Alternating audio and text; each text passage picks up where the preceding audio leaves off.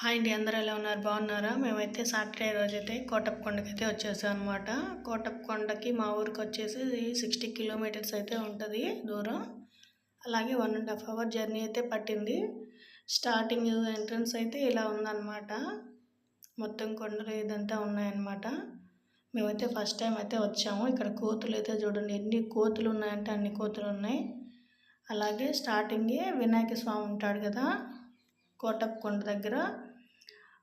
వినాయక స్వామి దగ్గరికి అయితే వెళ్తూ ఉన్నాము. వెళ్తుంటే ఇక్కడ చూడండి ఎంత బాగుందో వ్యూ వచ్చేసి.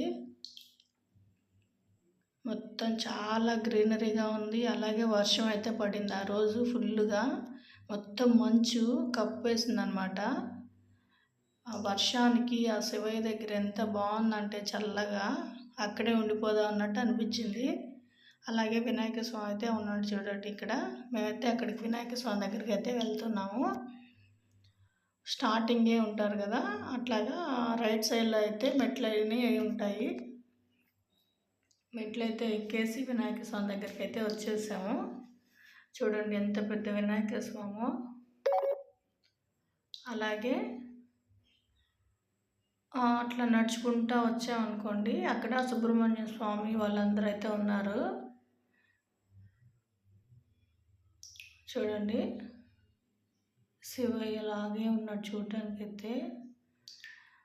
మొత్తం అసలు చూడంగానే ఒళ్ళు జలదరించినట్టు అయితే అయిపోయింది అనమాట. అక్కడ స్టార్టింగ్ చూడంగానే అంత బాగుందన్నమాట కోటప్పకొండ.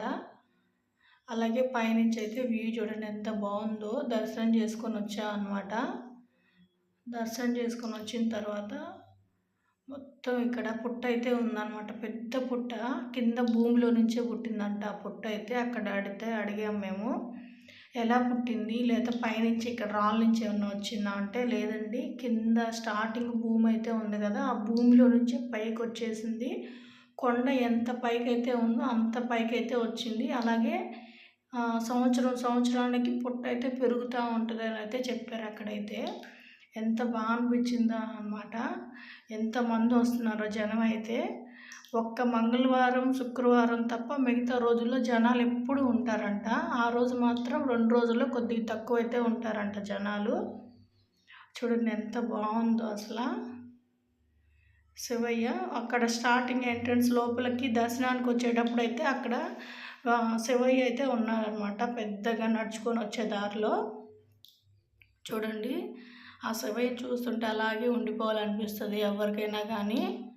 అంత బాగుందన్నమాట అక్కడ. చూడండి పైనుంచి ఎంత బాగుందో.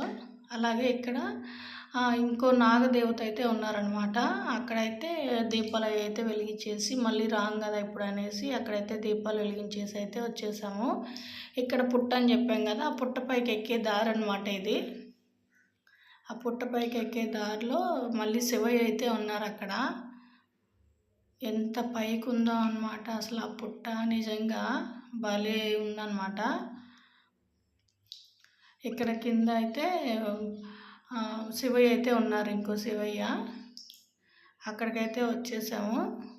చూడండి ఎంత బాగున్నాడు. శివయ్యని చూస్తే అలాగే ఉండిపోవాలనిపిస్తుంది ఎవరికైనా కానీ. అయితే ఇక్కడైతే ఫొటోస్ అయితే తీసుకుంటున్నాము. బాగుంది కదా వ్యూ అనేసి. వీడియో నచ్చితే లైక్ చేయండి, షేర్ చేయండి, సబ్స్క్రైబ్